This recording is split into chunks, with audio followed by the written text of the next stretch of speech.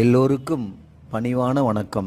நம்முடைய ஐயா நமச்சிவாயா சேனலிலிருந்து அடியேன் என்று தினம் ஒரு திருக்கதையில் ஒரு அடியாருடைய உண்மை சம்பவத்தை கதையாக கூற விரும்புகின்றேன். என்னுடைய நண்பர் ஒருவர் தினமும் ஈசானிய லிங்கத்திற்கு ஆபீஸ் செல்வதற்கு காலையில் ஒரு முறையும் ஆபீஸ் சென்று திரும்பும்போது மாலையில் ஒரு முறையும் ஈசானிய லிங்கத்தில் சுவாமியை வணங்கிவிட்டு வீட்டிற்கு செல்வது வாடிக்கை. அது மட்டுமல்லாமல் சனி ஞாயிறு ஆனால் சுவாமியை 108 சுத்துகள் சுற்றுவார்.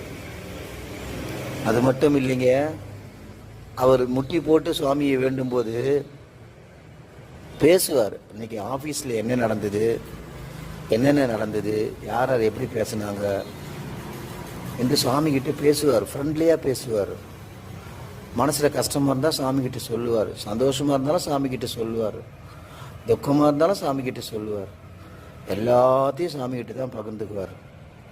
அப்படி பகிர்ந்துக்கிட்ட பிறகு தான் வீட்டுக்கே போவார். தினமும் இவருடைய வாடிக்கை அதுதான்.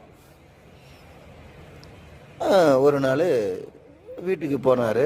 போகும்போது அவங்க மனைவி டெய்லி சாமியை காலையிலையும் மாலையிலையும் வணங்கிட்டு வர, ஆனால் வீட்டை மட்டும் பார்க்க மாட்டேன்ற அவங்க மனைவி சொல்கிறாங்க. உனக்கு புரியல, நான் புரியலையா, மறுபடியும் இந்த வீட்டை காலி பண்ணணும் சொல்லிட்டாங்க ஹவுஸ் ஓனர் என்று தன்னுடைய மனைவி சொல்வதை கேட்டவுடன் ஷாக் ஆனான்.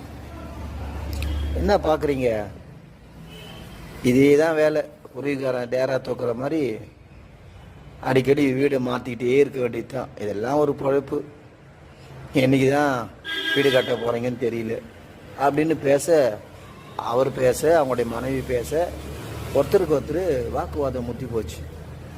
உடனே அவங்க மனைவி கடைசி என்ன சொல்லிட்டாங்கன்னா, ஒன்று வீடு கட்டு, இல்லையா வீட்டு விட்டு வெளியே போயிடு நீ அப்படின்னு சொல்லிட்டாங்க. நேராக வராரு, ஈசான் லிங்கத்தில் ஐயா கிட்ட உட்காந்து முறையிடுறாரு. என்ன சாமி, உணவு கொடுத்த, உடுக்க உடை கொடுத்த, இருக்க இடம் கொடுக்கலையே சாமி அப்படின்னு சாமிகிட்ட வேண்டார். சாமிகிட்ட வேண்டிட்டு அழுகுறார், முட்டி போட்டு அழுகுறாரு, அழுதுகிட்டே இருக்காரு. அப்படி என்ன சாமி நான் செஞ்சேன், ஒரு இடம் வாங்கி கொடுக்கூடாதா சாமி, நீ இப்படியா நான் ஒவ்வொரு முறையும் குறிக்காரன் டேராட்டுக்கிற மாதிரி வீடு மாற்றிக்கிட்டே இருக்க முடியுமா, இன்னும் எத்தனை நாளைக்கு நான் இப்படி கஷ்டப்படணும், சுவாமிகிட்ட வேண்டாம் அழுகுறாரு. இப்படி அழுதுகிட்டே இருக்கும்போது அவர் தோளில் ஒருத்தர் கை வைக்கிறாங்க. அப்படியே அண்ணாந்து பார்க்குறாங்க. என்ன குமார்,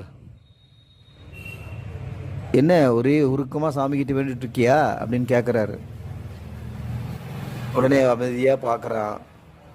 அப்போ அவர் சொல்கிறாரு, ஒரு பிளாட் ஒன்று இருக்குது, வாங்கிக்கிறியா, ஈசானிய மூலை வளர்ந்துருக்கிற பிளாட்டு வாங்கினா ரொம்ப நல்லாயிருக்கும், குடும்பம் சுபிட்சமாக இருக்கும், இந்த பிளாட்டு கிடைக்கிறதே அபூர்வம்னு சொல்கிறாரு. அப்படியே சாமியை திரும்பி பார்த்துட்டு, சுவாமி நீ தான் அனுப்பினியா இவரை, இல்லை நீயே வா அப்படின்னு சாமிக்கிட்ட பேசிக்கிட்டு நான் வாங்கிக்கிறேன் அந்த பிளாட்டுன்னு அவர்கிட்ட சொல்கிறான். சரிவா இப்போ போய் பார்க்கலாம் பிளாட்டை கூட்டிகிட்டு போகிறான். நேராக ஈசானிய மூளை வளர்ந்துருக்கிற பிளாட்டை போய் பார்க்குறாங்க. அப்போ அதுக்கு அவர் கூட்டிகிட்டு போனார். அவர் சொல்கிறாரு, 3 பிளாட்டு ஒன்றா சேர்ந்து வாங்கணும், அப்போ தான் அந்த ஓனர் பிளாட்டை தருவாருன்னு சொல்கிறாரு. அதுக்கு என்னங்க அப்படின்னு சொல்லிட்டு தன்னுடைய ஆஃபீஸில் வேலை செய்கிற அதிகாரிகிட்ட போய்ட்டு சொல்கிறான். அவங்கள சம்மதிக்கிறாங்க, 2 அதிகாரிகளும் சம்மதிக்கிறாங்க.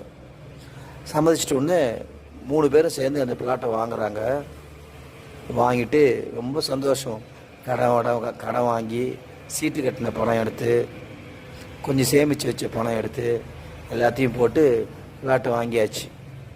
அப்படியே பிளாட்டை வாங்கி சந்தோஷமாக ஈசான் லிங்கத்துக்கு அந்த மூல பத்திரத்தை சுவாமி மடியில் வச்சு, சுவாமி கேட்ட உடனே இடத்த வாங்கி கொடுத்துட்டியே சாமி, என் கருணை கடலி, என் வள்ளலி மகாதேவா அப்படின்னு சுவாமியை கண்ணீர் மல்க அழுது நன்றி சொல்கிறான். நன்றி சொல்லிட்டு அந்த மூலப்பத்திரத்தை சாமிகிட்ட பூஜை பண்ணி கையில் வாங்கிக்கிட்டு சந்தோஷமாக வீட்டுக்கு போகிறான். இதில் ஒரு விஷயம் நீங்கள் தெரிஞ்சுக்கணும். அந்த தோளில் கை வச்சு பிளாட்டு வாங்கிக்கிறியான்னு சொன்னார். அவர் பேர் ரவிச்சந்திரன். ரவிச்சந்திரன்னா சுவாமியினுடைய பேருன்னு சொல்லுவாங்க. தெரியுதுங்களா? கருணை கடல் சுவாமியினுடைய கருணையான உள்ளத்தை பாருங்கள். வேண்டின உடனே இடத்த வாங்கி கொடுத்தார். இந்த உண்மை சம்பவம் உங்களுக்கு பிடித்திருந்தால் சந்தோஷம் அடையுங்கள், பிடிக்கவில்லை என்றால் வருத்தம் அடைய வேண்டாம். நன்றி. திருச்சிற்றம்பலம். சிவாய நம.